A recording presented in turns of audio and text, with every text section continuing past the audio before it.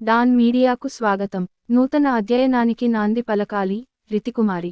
విద్యార్థులు విభిన్న ఆలోచనలు చేస్తూ నూతన అధ్యయనానికి నాంది పలకాలని Walmart global technologies software development engineer, Bengaluru, Ritikumari సూచించారు.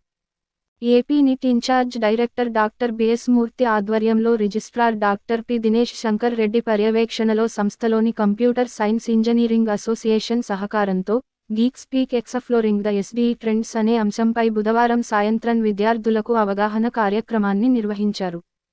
ముఖ్య అతిథి రితికుమారి మాట్లాడుతూ, కంపెనీల్లో ఇంటర్న్షిప్ చేయటం వల్ల సాంకేతిక నైపుణ్యాలు పెరగడంతో పాటు విద్యార్థుల ఆలోచనా విధానం కూడా మెరుగుపడుతుందని చెప్పారు.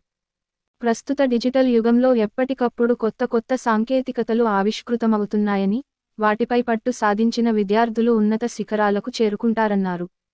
పోటీ ప్రపంచంలో నిలదొక్కుకోవాలంటే అన్ని అంశాలపై అవగాహనను పెంచుకోవాలని వివరించారు.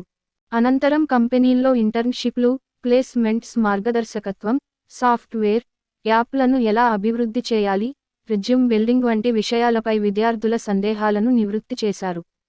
ముందుగా ఆచార్యులు రితికుమారికి పుష్పగుచ్చం, జ్ఞాపికను అందజేసి ఘనంగా సత్కరించారు. ఈ కార్యక్రమంలో dean student welfare doctor GB Veeresh Kumar, CAC విభాగాధిపతి డాక్టర్ హిమబిందు, ఆచార్యులు doctor Karthikeya Seshadri, doctor V Sandeep, doctor Prabhavati, CAC association కార్యదర్శి ఈశ్వర్ అఖిలేష్ తదితరులు పాల్గొన్నారు. విశ్వసనీయ వార్తల సమాహారమే మన డాన్ మీడియా.